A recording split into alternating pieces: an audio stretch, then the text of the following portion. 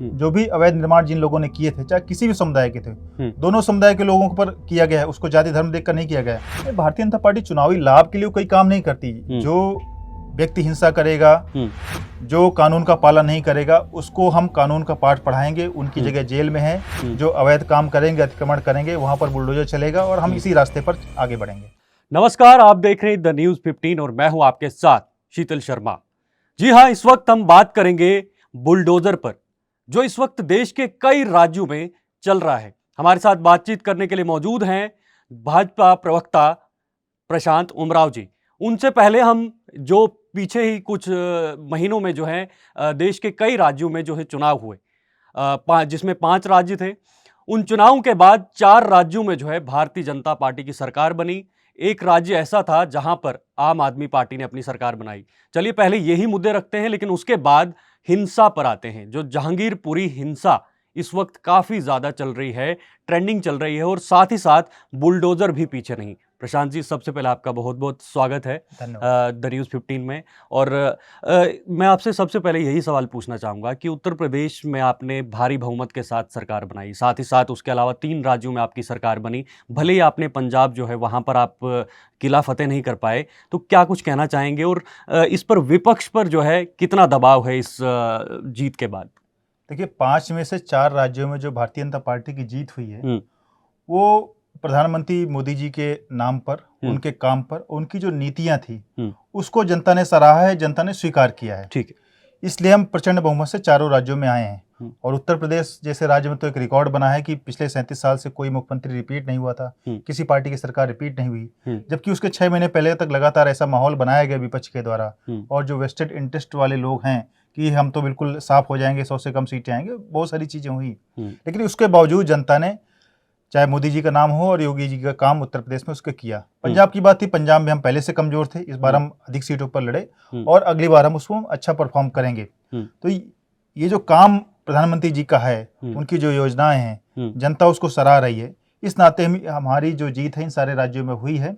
और जो सबका साथ, सबका विकास और सबका विश्वास को लेकर के हम लगातार इसी तरीके से पूरे देश में काम करते रहेंगे। ठीक है सर, यही बात आपने कही, सबका साथ, सबका विकास और सबका विश्वास। लेकिन एक बुलडोजर शब्द भी काफी फेमस हो चुका है। यूपी से निकला, एमपी में पहुंचा, अब दिल्ली में भी आ रहा है। और आज आपने देखा कि जहांगीरपुरी में कितना बवाल हुआ बुलडोजर पर। हालांकि एससी की सुनवाई, एससी के आदेश के बाद भी ये बुलडोजर चलता रहा। तो क्या कुछ इस पे आपकी प्रतिक्रिया है? क्या कुछ कहना चाहेंगे इसको लेकर?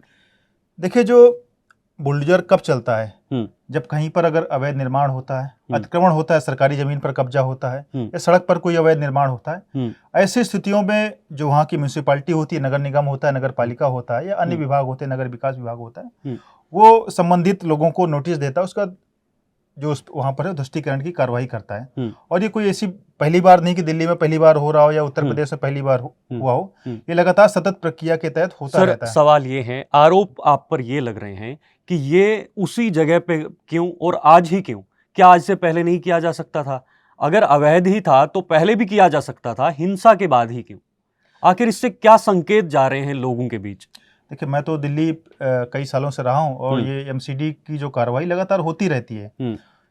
कई साल पहले, लगभग 2003-4 के आसपास, जो रेजिडेंशियल एरियाज में फैक्ट्रियां चलती थी, वहां पर भी सुप्रीम कोर्ट का इसी तरीके से आदेश आया था। वाजपेयी जी की सरकार थी, उनको भी हटाया गया था। तो ऐसा नहीं कि ये दिल्ली में इस तरह की कार्रवाई पहली बार हो रही है, क्योंकि जहांगीरपुरी का जो ऐसा एरिया है, वहां पे अवैध निर्माण, अतिक्रमण, ये बहुत सारी वहां पर चीजें हैं, इसलिए वो करना आवश्यक था। अब टाइमिंग के ये कहेंगे कि अभी क्यों हो रहा है, पहले क्यों नहीं, ये कोई तर्क नहीं होता है। प्रशांत जी, हमारी टीम ग्राउंड पे गई, हमने पूरा जायजा लिया वहां पर। उसी इलाके में जो है वो जितना भी वो इलीगल जो एनक्रोचमेंट था उसको उखाड़ा गया है। बाकी भी जगहें थी, कहीं पर जो है छुआ नहीं है उस चीज को। तो इससे क्या संकेत जाते हैं आखिर एक समुदाय के लोगों में? क्या संकेत जाते हैं? लोगों से भी हमने बात की, लोग कह रहे हैं कि यहीं पर क्यों और इसी समय पर क्यों?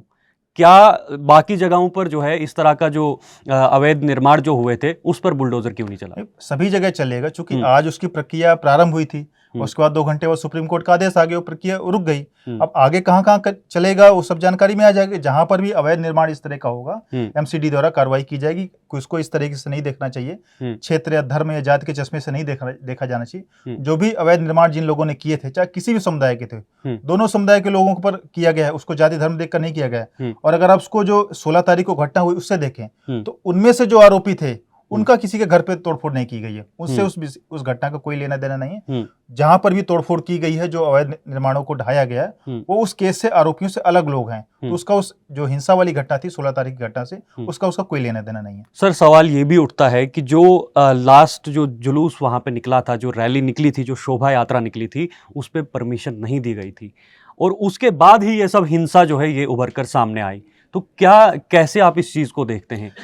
देखिए, परमिशन वाला तो प्रोपेगेंडा फैलाया गया। जिस समय एएनआई का ट्वीट आया, उसके बाद 1 घंटे के अंदर एएनआई को ट्वीट डिलीट करना पड़ा, क्योंकि विश्व हिंदू परिषद ने जो परमिशन उनको मिली थी उसका 1 दिन पहले उसका लेटर उन्होंने जारी कर दिया है। तो जिन टीवी चैनल्स ने, कुछ ऐसे लोगों ने एजेंडे के तहत खबर चलाई, उनको अपनी खबर डिलीट करनी पड़ी। तो ये तो बात ही गलत थी कि परमिशन नहीं ली गई। दूसरी बात, अगर परमिशन नहीं भी ली गई होती, वहां पर यात्रा निकलती, तो किसी दूसरे पक्ष को ये अधिकार नहीं मिल जाता ना कि वहां पर हम पत्थर फेंके या पेट्रोल बम करें। उसकी एक अलग प्रक्रिया, आपने परमिशन नहीं निकाली, उसके लिए पुलिस मुकदमा करेगी, कानूनी कार्रवाई होगी। परमिशन, पहली बात तो परमिशन थी, उसकी तो बात ही खत्म हो गई। परमिशन नहीं भी है तो आपको पेट्रोल बम फेंकने का, पत्थर फेंकने का या हिंसा करने का अधिकार नहीं मिल जाता है। और जिन्होंने इस तरह की कृत्य किए हैं, दुष्कृत्य किए हैं, उनके ऊपर पुलिस बिना किसी भेदभाव की कार्रवाई कर रही है। प्रशांत जी, क्या देश में अब दंगों का जवाब सिर्फ और सिर्फ बुलडोजर रह गया है, या फिर ये एक चुनावी मोहरा है? चुनाव को देखते हुए अब बुलडोजर को सामने लाया जा रहा है कि अब चुनाव हैं या किसी भी राज्य में चुनाव होंगे तो बुलडोजर हमारे लिए चुनावी फायदा होगा।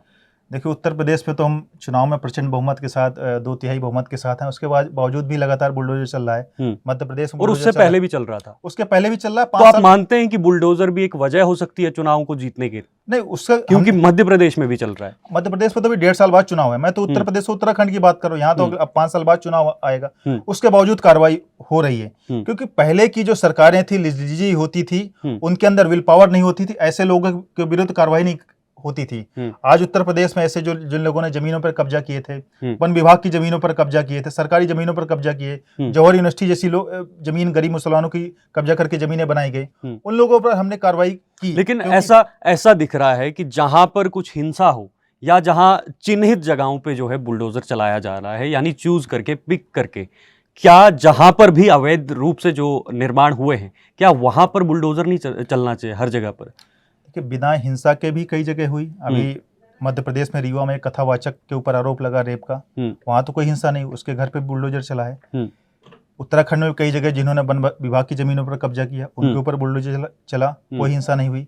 इसी तरीके से भी उत्तर प्रदेश के कई विधायकों को भी डिमोलिशन का नोटिस दिया गया है। एक बांदा के विधायक को दिया गया, शाहजहांपुर के विधायक को दिया गया, वहां कोई हिंसा नहीं हुई, इसके बावजूद बुलडोजर चल रहा है। तो जहां जहां इस तरह की सूचनाएं आ रही हैं, क्योंकि पिछले 60-65 सालों का सिस्टम था, पहले चीजें नजर में नहीं आई।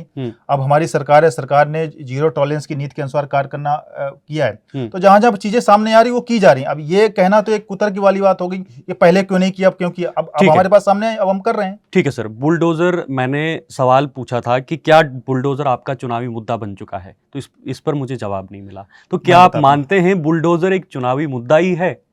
देखिए, हमारा बुलडोजर कोई चुनावी मुद्दा नहीं था। ये तो विपक्ष के एक बुद्धिमान नेता हैं अखिलेश यादव जी, उन्होंने योगी जी को बुलडोजर बाबा कहा। हमने तो उससे पहले बुलडोजर का नाम ही नहीं लिया। उन्होंने, अब देखिए, अब उन्होंने हमारे ऊपर टॉन्ट करने का प्रयास किया। योगी जी के विरुद्ध तो उनके पास कोई मुद्दा था नहीं, ना कोई भ्रष्टाचार का मुद्दा था, ना कोई परिवारवाद का मुद्दा था, तो उन्होंने उनको बुलडोजर बाबा कहना चालू किया। ठीक है, जनता ने उस मुद्दे को लपक लिया, हमने नहीं लपका। जनता योगी जी के सभाओं में, मोदी जी की सभाओं में बुलडोजर लेकर के पहुंचने लगी, और बुलडोजर जो है एक सुशासन का प्रतीक बन गया। जनता वहां पे पहुंच रही थी, जनता ने उस बुलडोजर के नाम पे वोट दिया। बुलडोजर कभी किसी गरीब की घर पे नहीं चला, किसी गरीब की दुकान पर नहीं चला। बुलडोजर चला माफिया के विरुद्ध, बुलडोजर चला दंगाई के विरुद्ध, तो जनता ने इसको स्वीकार किया। सर, आज आप गए होंगे जहांगीरपुर, तो गए होंगे, आप देख रहे होंगे वहां पर कितने सारे घर जो हैं गिराए गए हैं। बेशक वो अवैध निर्माण हैं, लेकिन क्या उनको नोटिस नहीं दिया जाना चाहिए था? 24 घंटे पहले, 12 घंटे पहले या 2 घंटे पहले नोटिस दिया जाता, उसके बाद उनका घर गिराया जाता। देखिए, नोटिस की प्रक्रिया लगातार एमसीडी द्वारा चलती रहती है और नोटिस भी पहले भी दिए गए हैं। ये तो एमसीडी बताएगी कि नोटिस उनको कब दिया गया था। किसी का, मेरी जानकारी में किसी का घर नहीं गिराया गया। जो सड़क पर जो अतिक्रमण था या जिन्होंने जैसे मस्जिद के आगे गेट आगे बढ़ा दिए, वो उस तरह की वो चीजें गिराई गई, दुकानें गिराई गई। 2 घंटे तो प्रक्रिया चली, 2 घंटे में तो इतना कुछ डिमोलिशन बहुत ऐसा हो नहीं सकता है। तो जिन्होंने रोड पर किया, सरकारी जमीन पर कब्जा किया या कबाड़ का सामान इकट्ठा किया, फिलहाल अभी उतना बहुत छोटी कार्रवाई हुई है। भाजपा सरकार के अंदर ये दंगे क्यों, ये हिंसाएं क्यों? ये धर्म की राजनीति कहीं ना कहीं प्रतीत करता है। लोग अक्सर इस पर कहते भी हैं, आरोप प्रत्यारोप लगते हैं कि ये सिर्फ और सिर्फ धर्म की राजनीति हो रही है और कहीं ना कहीं देश को तोड़ने की बात कर रही है। जहां एक तरफ आपका नारा है सबका साथ, सबका विश्वास, सबका विकास, हो नहीं रहा है। देखिए, हिंदू नववर्ष से हम देखें 2 तारीख से, उसके बाद हिंदू नववर्ष में जहां जहां हिंदुओं ने अपनी यात्राएं निकाली, उस पे एक गिरोह ने, एक समुदाय विशेष ने पत्थरबाजी की। जिस तरीके से पहले हम अमरनाथ पे सुनते थे, कश्मीर पे सुनते थे, उसके बाद रामनवमी की शोभा यात्रा में पत्थरबाजी हुई, हनुमान जयंती की शोभा यात्रा में पत्थरबाजी की। तो कौन लोग थे? और सभी चीजों में एक कॉमन था। तो क्या आपकी सरकार विफल रही है इन हिंसाओं को, घटनाओं को रोकने में? आखिर क्यों लोग खुलेआम इस तरह की हिंसाओं को अंजाम देते हैं? अगर आप सरकार में हैं तो फिर भी ये सब हो रहा है। पत्थरबाजी घटनाएं ऐसा नहीं कि खाली भारतीय जनता पार्टी के शासन वाले राज्यों में हुई, बंगाल में भी हुई, महाराष्ट्र में भी हुई, कर्नाटका जहां हमारा शासन है, राजस्थान में जहां नहीं वहां हुई, मध्य प्रदेश में हुई, उत्तर प्रदेश में नहीं हुई। क्या इससे बीजेपी चुनावी फायदा उठा रही है? नहीं, भारतीय जनता पार्टी चुनावी लाभ के लिए कोई काम नहीं करती। जो व्यक्ति हिंसा करेगा, जो कानून का पालन नहीं करेगा, उसको हम कानून का पाठ पढ़ाएंगे। उनकी जगह जेल में है। जो अवैध काम करेंगे, अतिक्रमण करेंगे, वहां पर बुलडोजर चलेगा और हम इसी रास्ते पर आगे बढ़ेंगे। ठीक है सर, एक अंतिम सवाल रहेगा। हालांकि बुलडोजर की काफ़ी बातें हो गई, आने वाले समय में काफ़ी सारे राज्यों में चुनाव होने वाले हैं। जम्मू कश्मीर की बात करें या बाकी हिमाचल की बात करें, तो कैसी तैयारी है? क्योंकि आम आदमी पार्टी अब काफ़ी ज़्यादा छा गई है, कैसी तैयारी है आपकी? देखिए, आम आदमी पार्टी ने जो बड़े बड़े वादे किए थे, वहाँ पर वो पंजाब में जाकर के एक्सपोज हो गए हैं। उन्होंने पहले बोला कि हम 300 यूनिट करेंगे, फिर बोले नहीं हम जुलाई से करेंगे। अब चूंकि अभी तो अभी लोगों को तो भी गर्मी पड़ रही है, एसी और पंखे की आवश्यकता है, तो उन्होंने मना कर दिया। उसके बावजूद भी उसमें उन्होंने लोगों में भेदभाव कर दिया कि खाली SC ST OBC को मिलेगा, जनरल कैटेगरी को लोगों को नहीं मिलेगा। और वहां पर बिजली की स्थिति इस समय पंजाब में बहुत खराब है। लोग लगातार सोशल मीडिया पे लिख रहे हैं, मीडिया के माध्यम से भी जानकारी हो रही है कि अमृतसर और लुधियाना जैसे शहरों में जब पहले बिजली नहीं कटती थी, वहाँ लगातार कटौती हो रही, तो लोग फेल हो रहे हैं। हिमाचल में वो लड़ने की बात कर रहे हैं। हिमाचल में उनके भी पार्टी की जो पूरी पार्टी थी, भारतीय जनता पार्टी में शामिल हो गई।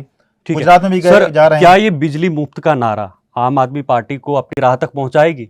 और आप समझ गए होंगे मैं क्या कहना चाहता हूं। केजरीवाल जी सपना देख रहे हैं प्रधानमंत्री बनने का, तो क्या ये मुफ्त बिजली उनको वहां तक पहुंचाएगी? देखिए, दुनिया में कुछ भी मुफ्त नहीं होता, एवरीथिंग इज पेड। आप अगर एक हाथ से दे रहे हैं तो दूसरे हाथ से कहीं न कहीं उसको ले रहे हैं। तो ये मुफ्त किसी चीज का समाधान नहीं होता है। आपके पास उतने संसाधन होने चाहिए। दिल्ली की विषय अलग है, क्योंकि दिल्ली एक प्रॉस्परस स्टेट है, यहाँ सभी लोगों का पेट भरा है, दिल्ली की आय अधिक है, इसलिए यहाँ ये फ्री वाली कल्चर चल जा रहा है। लेकिन ये पंजाब, हिमाचल, उत्तर प्रदेश या गुजरात में ये सारी चीजें नहीं चलने वाली हैं। इसलिए उत्तर प्रदेश में ये लड़े थे, सब जगह इनकी जमानत जब्त हो गई। गोवा में लड़े, केवल 2 सीटें जीत पाए, बाकी जगह भी लड़े, गायब हो गए। तो ये चीजें लंबे समय तक नहीं चल पाएंगे। ठीक है प्रशांत जी, आपका बहुत बहुत धन्यवाद हमें समय देने के लिए। ये हमारे साथ भाजपा प्रवक्ता प्रशांत जी थे और साथ ही साथ ये एडवोकेट भी हैं, सीनियर एडवोकेट भी हैं।